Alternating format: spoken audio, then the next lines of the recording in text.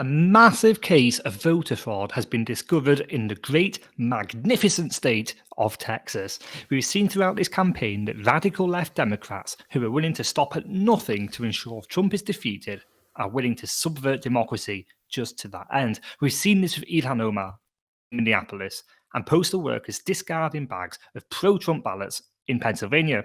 Now, these radical left lone wolves are targeting Texas.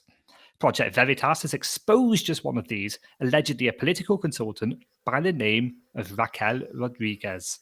In today's episode, we're going to be analysing the full extent of the uncovered voter fraud and making sure that you know what is happening to a once beautiful democratic system. This is Political, and my name is Connor Allen, and I'm here with Ryan Smith. Hello, everyone. And please do subscribe if you haven't already. It really helps us out. Would very much appreciate it. Had a lot of subscribers recently. Very happy with that. Please do leave a like if you do like the content, and please do comment down below if you want to share your opinion and tell us just what you think of this content. And I'll pass you over to Ryan now, who will. Okay, so listen, this is another scoop, another expose by Project Veritas. We already saw the crazy things that were going on in Minnesota, potentially with Ilhan Omar involved, and the Minnesotan police, I believe, have been investigating that, and hopefully if there is some wrongdoing going on, which it seems is the case, people will be prosecuted there. But Project Veritas, in their mission to expose voter fraud where and when they see it, have just uncovered what they say is their biggest story they've ever done. And I can see why. It involves, as kind of said, a woman, Raquel Rodriguez. Now, she actually works as a consultant for the GOP House candidate, Mauro Garza. But what she's actually doing is she's going around taking advantage of vulnerable older people and ballot harvesting, collecting ballots, and influencing them, changing their mind to vote for Democrat candidates. So she says herself that I can honestly say I'm bringing in at least 7,000 votes to the polls. 7,000. And this is in the San Antonio area in Texas. That's a lot. It's a lot, period. Just so you know, have an idea, this is what I do. And in the video, I really highly suggest you go and watch the whole video yourself. It's about 20 minutes long.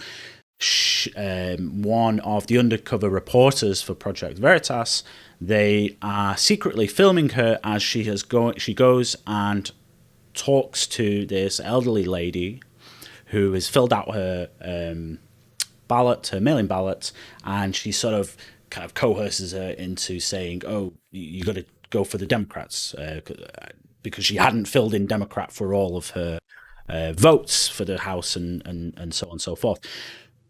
She herself, she says, so if y'all are my seniors, I'm literally picking you up. I'm going to your house. You're doing your ballot. I go throughout the entire city. I have a bunch of them. What I do if I have a bunch of them, I'll take 20 here, 30 there, 40 here. And the key thing here is, listen, this has been exposed now. Hopefully, again, as we saw in Minnesota, the police are going to do something here, investigate this, figure out what the hell's going on. I mean, what do you do for the 7,000 people that she claims have already been affected? And she implicates other people too. It's just not just her that's doing this. There's other people that are doing this.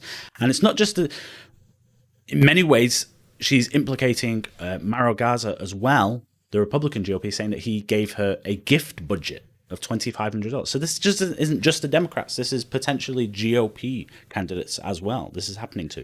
But the point is here, we've been going on about this for ages. Donald Trump has been going on about this. All of these unsolicited ballots, millions of ballots going everywhere. It facilitates fraud. It allows people like this, horrible, despicable people like this woman, for taking advantage of the situation.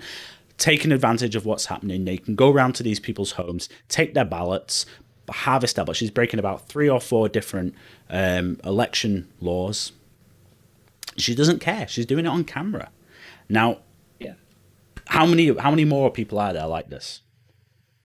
Yeah, sure. I mean, listen, criminals have been targeting the elderly, and she makes clear she is targeting the elderly, right? They've been targeting the elderly since time immemorial. Okay. Um, it's just all too common a thing, unfortunately. You'll have con men specifically targeting older people to try and get their money. Well, this is exactly the same thing. She's just trying to get something else. It's despicable and it's scummy. And you bet your bottom dollar that there are tens, dozens, hundreds of people across the United States doing exactly this because the ideology and the motivation that the Democrats have espoused all through this year, all through the last 4 years, is that we must get Trump out at any cost. And if that cost is you have to deprive a few seniors of the democratic right, so be it. That's a price worth paying for these people. It's disgusting. And here's the thing: the motive. There is a very clear motive for many people to do this. They aren't concerned about the consequences to themselves because they believe they have this kind of moral duty to do it, as you say, right? Because we've seen for years now, all through Trump's tenure, his administration, they've been calling him this and that and whatever, making him out to be like, a literal Hitler, as we say all the time. And so the motive has never been higher for people like this to go and do something like this.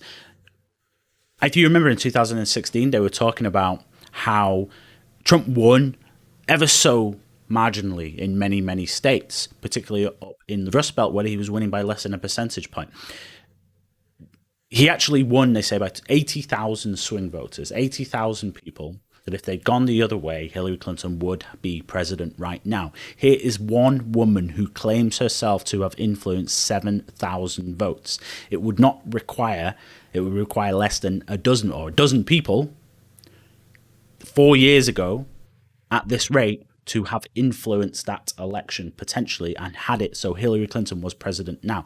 So people going around, they're talking about, there's not widespread evidence of fraud or this or that. Nothing can be done. It's common sense. If you have all of these ballots, millions of them hanging around with so many mistakes being made, it allows people like this to take advantage of the situation. And it may even be that this actually hurts the Democrats more than the Republicans. When you think about, obviously, Democrats are much more likely to be the ones that are voting by mail. Thousands of them are potentially going to get lost in the mail. Thousands of them may never arrive. Thousands of them will be spoiled. Why? Why have they dug their heels in on this issue for so long? This is a bipartisan issue. This is about having a fair and free election where everyone can vote and everyone can have confidence in the final result. Right now, it's very hard to believe that if this comes down to tight races in states, in swing states, important states, there's going to be questions regardless of the outcome right now.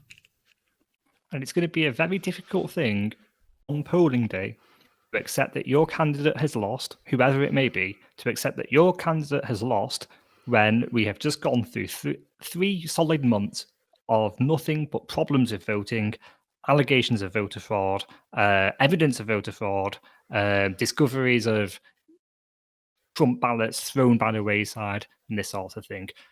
If the election comes down to a breakneck few thousand votes in it, as it did in 2016, at what point do you say enough is enough? At what point do you say, no, clearly one side has made a huge attempt to subvert this election and it seems to have paid off? I refuse to accept that result because democracy is founded on the principle of the loser respecting the results of the election. Yeah, absolutely. Sorry, go on. Well, I was just going to finish it up, but I was going to say, obviously, we put out a video earlier today, and we were talking about the Hunter Biden story, and obviously the breaking development on that, and that had me concerned. I said, what if this isn't investigated before the election? I'm really deeply concerned that it's not. People aren't digging deeper here. Journalists aren't digging deeper. This is a very potential huge scandal that could affect the leader of the free world if Biden wins. He could be compromised. And that what if deeply they're concerns me. wrong? Huh? What if they're wrong? Yeah. You know, what if so they're dismissing it right now. They're saying, "Oh yeah, it's not a problem. It's nothing to do with anything." What if 2 years down the line they say, "Oh, sorry, my bad, mea culpa. It did actually affect it." Okay, is it not just better to be safe than sorry? Yeah, exactly. I just here's another example of that. It's with mail fraud. Talking about the Hunter Biden story now with mail fraud. I'm deeply concerned about a possibility where it comes to election day, and it's just going to cause absolute uproar and rioting, regardless of who wins, potentially, because people aren't going to feel like it was a free and fair election. Why were they so insistent and adamant on sending out all of these mail-in ballots in states that just weren't prepared to do it? They'd never done anything like that before. Unsolicited mail-in ballots. It has the potential to be rife with fraud.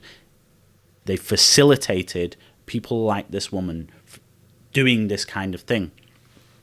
And, you know, I just hope come election date there is a very, very clear winner, because if there isn't, then, you know, the rioting that we've seen in the streets already, you know, maybe that could just be the absolute tip of the iceberg of what happens. And I would hate to see America become a unstable nation, because it would affect the entire world, the Western world in particular.